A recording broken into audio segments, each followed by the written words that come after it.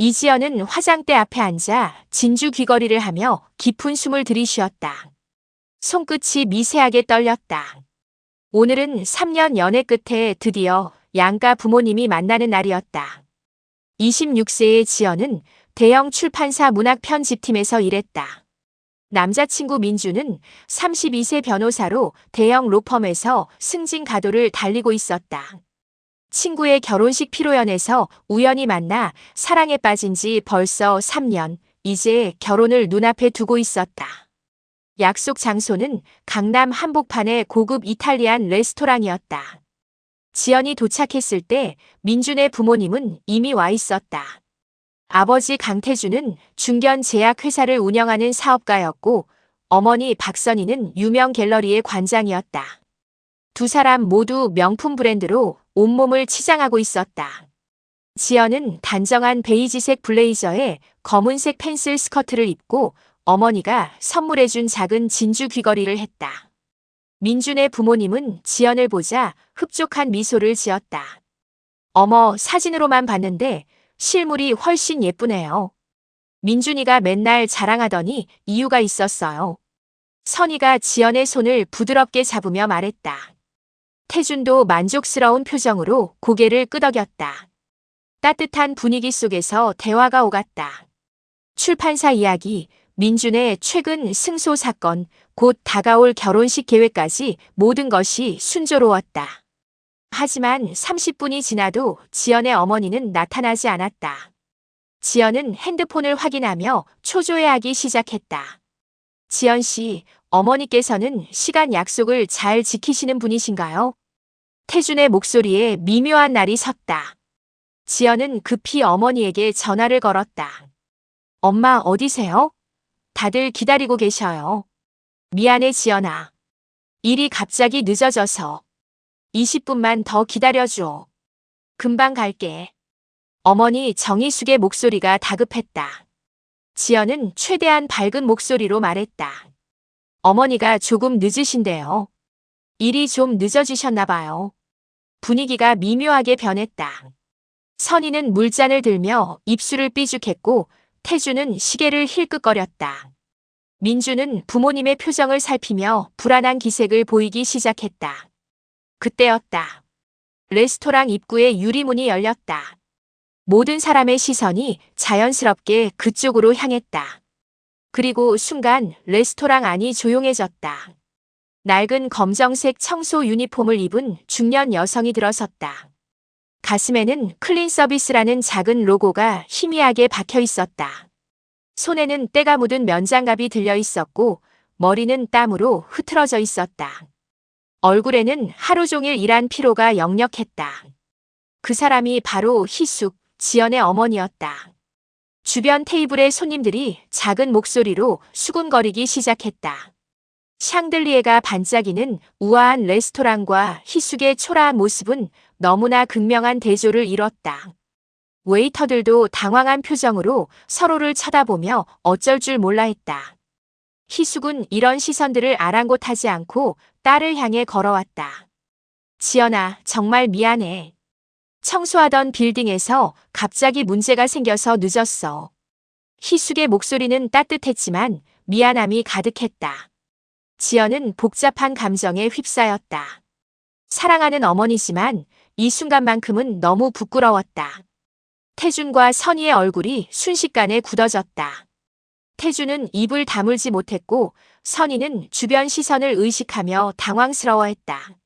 선희가 차갑고 날카로운 목소리로 말했다. 어머님, 혹시 화장실에서 좀 정리하고 오시는 게 어떨까요? 다른 손님들도 계시고 이런 고급 레스토랑에서는. 말끝을 흐렸지만 의미는 명확했다. 희숙의 얼굴이 붉어졌다. 지연의 가슴 속에서 무언가가 무너져 내렸다. 어머니는 고개를 숙이고 조용히 화장실로 향했다. 테이블에는 무겁고 차가운 침묵만이 흘렀다. 희숙이 화장실에서 돌아왔을 때 얼굴의 때는 어느 정도 닦았지만 여전히 청소복 차림이었다. 그녀가 자리에 앉자 태주는 노골적으로 몸을 뒤로 젖혔다. 선희는 희숙과 눈도 마주치지 않으려 애썼다. 식사 내내 태준과 선희는 희숙을 대화에서 의도적으로 배제했다. 지연과 민준에게만 질문을 던졌고 희숙이 무언가 말하려 하면 다른 주제로 화제를 돌렸다. 희숙은 조용히 음식을 먹으며 가끔 딸을 걱정스럽게 바라볼 뿐이었다. 고통스러운 저녁이 끝났다. 레스토랑을 나서며 선희가 차갑게 말했다. 오늘 좋은 시간이었습니다. 연락드리겠습니다. 그 말투에서 지연은 모든 것이 끝났음을 직감했다. 집으로 돌아가는 택시 안에서 희숙이 말했다. 지연아, 엄마 때문에 미안해. 지연은 어머니의 손을 꽉 잡았다. 엄마 잘못 없어요. 괜찮아요. 하지만 눈물이 멈추지 않았다. 며칠이 지났다. 민준의 연락이 뚝 끊겼다. 전화를 해도 받지 않았고 문자는 간단한 답변만 돌아왔다. 일주일 후 회사에서 퇴근하던 지연에게 선희의 전화가 왔다. 지연 씨, 시간 있을 때 잠깐 만날 수 있을까요? 지연의 심장이 철렁 내려앉았다. 다음 날 강남의 고급 카페에서 만난 선희는 더 이상 따뜻한 미소를 짓지 않았다. 차가운 아메리카노처럼 냉랭한 표정이었다. 지연 씨, 솔직하게 말할게요. 선희가 잔을 내려놓으며 말했다. 우리 민준이는 앞으로 로펌 파트너가 될 사람이에요. 주변에는 판사, 검사, 대기업 임원들이 많죠. 결혼은 두 사람만의 문제가 아니에요. 가족과 가족, 네트워크와 네트워크가 만나는 겁니다. 지연은 떨리는 손으로 물잔을 쥐었다. 솔직히 말해서 어머니 상황이 우리와는 맞지 않는 것 같아요. 결혼식에 오신 하객들 생각해보세요. 법조계 인사들, 사업가들이 오는데 신부 어머니가 청소복을 입고 계시면 그게 무슨 말씀이세요? 지연의 목소리가 떨렸다. 어머니가 청소일을 하신다고 해서 제가 민준 오빠를 사랑하는 마음이 달라지나요? 선희가 한숨을 쉬며 말했다. 사랑만으로는 결혼 생활을 유지할 수 없어요. 현실을 봐야죠. 그리고 민준이도 우리 생각에 동의했어요. 미안하지만 이번 결혼은 없던 걸로 하는 게 좋겠어요. 지연은 눈물을 참으며 자리에서 일어났다. 카페를 나서자마자 민준에게 전화를 걸었지만 받지 않았다. 다시 걸고 또 걸었지만 계속 거부당했다. 그날 밤 늦게 민준에게서 문자가 왔다. 지연아, 정말 미안해. 하지만 부모님 말씀이 맞는 것 같아. 우리는 서로 다른 세상 사람인 것 같다. 여기까지인 것 같다. 행복하게 살아. 3년간의 사랑이 단 몇 줄의 문자로 끝났다. 지연은 핸드폰을 움켜쥐고 오열했다. 준혁이 보여줬던 따뜻한 미소, 함께했던 수많은 순간들이 모두 거짓이었던 것처럼 느껴졌다. 다음 날 출근길, 지연은 좀비처럼 지하철을 탔다. 회사에 도착해서도 아무것도 할 수 없었다. 동료가 걱정스럽게 물었다. 지연아, 괜찮아? 얼굴이 왜 그래? 지연은 고개를 저었다. 말할 수가 없었다. 어머니가 청소일을 한다는 이유로 버림받았다는 사실을 누구에게 말할 수 있겠는가. 그날 저녁 집에 돌아온 지연은 희숙에게 파혼 소식을 전했다. 희숙은 딸을 꽉 안아주며 등을 토닥였다. 수진아, 엄마 때문이지. 정말 미안해. 엄마 잘못 아니에요. 엄마는 저를 위해 평생 희생하셨잖아요. 두 사람은 한참을 울었다. 하지만 희숙의 눈빛 깊은 곳에는 차가운 결심이 자리 잡고 있었다. 바이오젠 회장실에서의 충격적인 만남 이후 태주는 며칠 동안 잠을 이루지 못했다. 3천억 원짜리 프로젝트를 날린 것도 문제였지만 자신의 어리석음이 더 괴로웠다. 선희도 남편의 실수를 원망하며 집안 분위기는 최악으로 치달았다. 일주일 후 이른 아침, 태준과 선희는 지연의 집 앞에 서 있었다. 초인종을 누르는 손가락이 떨렸다. 문을 연 희숙을 보자 두 사람은 동시에 깊이 고개를 숙였다. 회장님, 정말 죄송합니다. 저희가 너무 어리석었습니다. 태준의 목소리가 떨렸다. 희숙은 차분한 표정으로 말했다. 들어오세요. 이야기합시다. 거실에 앉은 태준과 선희는 머리를 들지 못했다. 선희가 눈물을 흘리며 말했다. 정말 죄송합니다. 저희가 겉모습만 보고 판단했습니다. 회장님을 몰라봤고 지연 씨와 어머님께 큰 상처를 드렸어요. 지연이 거실로 나왔다. 태준과 선희를 보자 복잡한 감정이 교차했다. 태준이 간절하게 말했다. 지연 씨, 정말 미안합니다. 우리가 정말 잘못 생각했어요. 하지만 지연의 대답은 단호했다. 사과는 받겠습니다. 하지만 그 상처가 쉽게 사라지지는 않을 것 같아요. 어머니가 얼마나 상처받으셨는지 아세요? 그때 현관문이 열리며 민준이 들어왔다. 부모님의 연락을 받고 급히 달려온 모습이었다. 민준은 지연을 보자 다가갔다. 지연아, 정말 미안해. 나는 내 어머니가 누구든 상관없어. 다시 시작하자. 그때 내가 정말 잘못했어. 민준의 목소리가 간절했다. 하지만 지연은 차갑게 고개를 저었다. 민준 오빠, 그 말이 진심이에요. 어머니가 청소일 하신다고 했을 때는 부모님 말에 따라 저와 헤어지기로 했잖아요. 그런데 회장이라는 걸 알고 나니까 다시 시작하자고 하네요. 지연의 목소리가 떨렸다. 이게 진짜 사랑일까요? 저는 조건에 따라 변하는 사랑은 원하지 않아요. 민준이 당황하며 말했다. 그건 내가 철없었던 거야. 이제는 알았다고요? 회장이라는 걸 알았으니까요. 지연의 말에 민준은 할 말을 잃었다. 희숙이 조용히 말했다. 민준 씨, 제 딸은 있는 그대로 사랑받을 자격이 있습니다. 제가 회장이든 청소부든 상관없이요. 태준과 선희, 그리고 민준은 아무 말도 하지 못하고 집을 나섰다. 지연은 어머니 품에 안겨 한참을 울었다. 계절이 바뀌고 1년이 흘렀다. 지연은 출판사에서 새로운 사람을 만났다. 독립서점을 운영하며 소설을 쓰는 작가 준호였다. 준호는 처음 지연을 만났을 때부터 희숙의 이야기를 모두 들었다. 어머니가 정말 대단하신 분이시네요. 청소회사부터 시작해서 바이오 기업을 만드시다니. 진심으로 존경스러워요. 준호의 말에는 진심이 담겨 있었다. 그는 희숙의 지위나 재산이 아니라 그녀의 삶 자체를 존경했다. 드디어 지연과 준호의 결혼식 날이 밝았다. 많은 하객들이 모인 가운데 희숙은 모두를 놀라게 하는 선택을 했다. 깨끗하게 달인 청소복을 입고 나타난 것이다. 엄마, 왜 그 옷을 입으셨어요? 지연이 놀라서 물었다. 희숙은 따뜻한 미소를 지으며 말했다. 이 옷이 진짜 엄마야, 지연아. 이 옷으로 너를 키웠고 이 옷으로 꿈을 이뤘어. 이 옷이 나를 만든 거야. 절대 부끄럽지 않아. 결혼식이 진행되고 희숙이 축사단상에 올랐다. 청소복을 입은 그녀의 모습에 처음에는 웅성거림이 있었지만 곧 조용해졌다. 저는 25년 동안 이 옷을 입고 살아왔습니다. 이 옷으로 제 딸을 키웠고 많은 사람들에게 일자리를 만들어줄 수 있었습니다. 희숙의 목소리가 울렸다. 진정한 가치는 겉모습이나 지위가 아니라 어떤 마음으로 어떻게 살아가느냐에 있습니다. 사랑도 마찬가지입니다. 조건 없는 진심이 가장 소중합니다.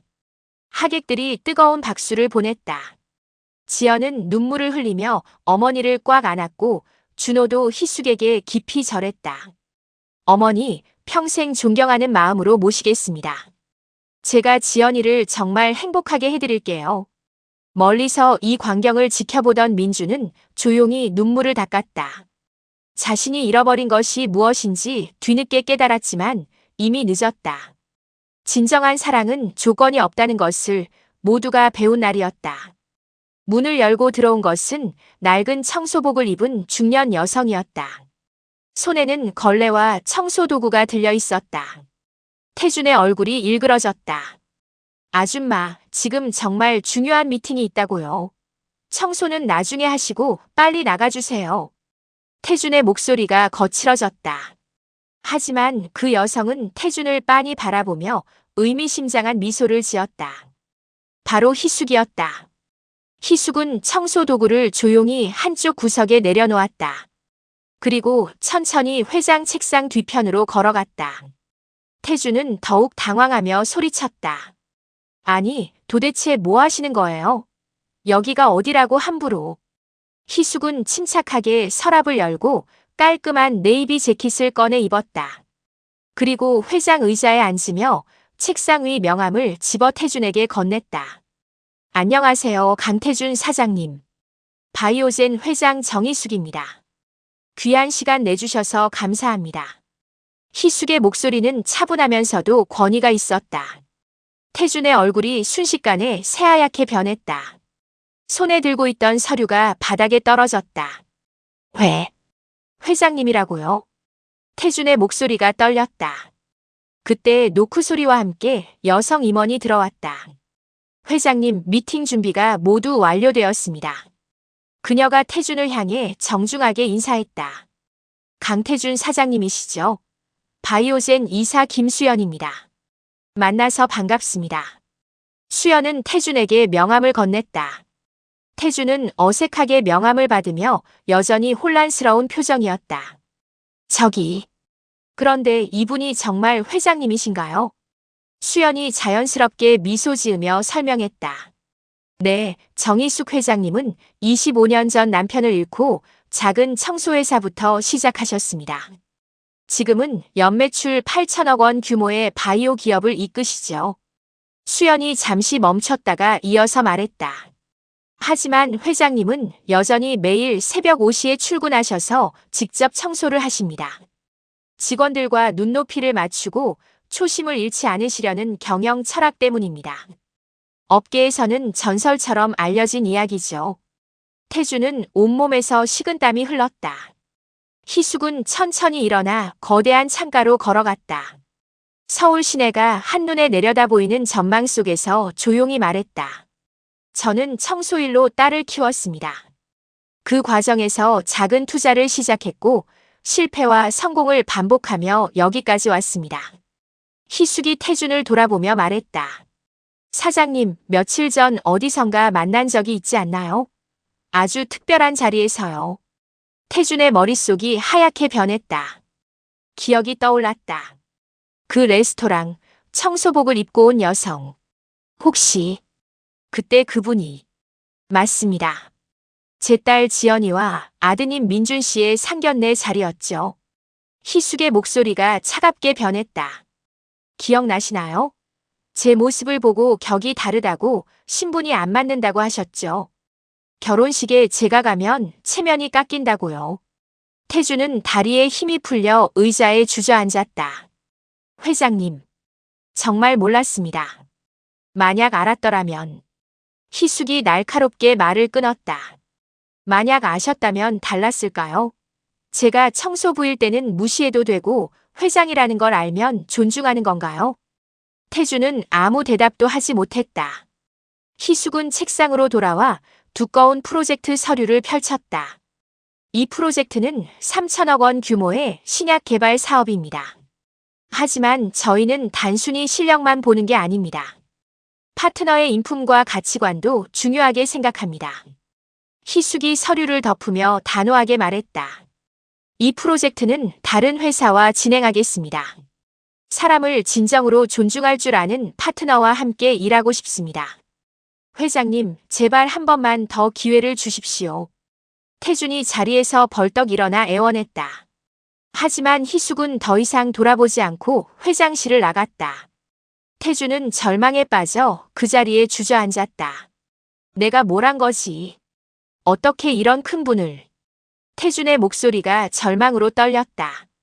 파혼 소식이 있은 지 사흘째 되는 날, 태준의 제약회사 사무실에서는 중요한 회의가 한창이었다. 전무이사가 급히 사장실로 뛰어들어왔다. 사장님, 큰 소식입니다. 전무의 목소리가 흥분으로 떨렸다. 바이오젠에서 연락이 왔습니다. 신약 공동개발 프로젝트 파트너로 우리 회사를 지명했다고 합니다. 태준은 서류에서 고개를 들었다. 바이오젠이라고? 그 국내 최대 바이오 기업 말인가? 네, 맞습니다. 항암제 신약 개발 프로젝트인데 규모가 무려 3천억 원입니다. 만약 이 프로젝트를 성공시키면 우리 회사가 업계 토보 안에 들어갈 수 있습니다. 태주는 의자에서 벌떡 일어났다. 심장이 요란하게 뛰었다. 정말인가?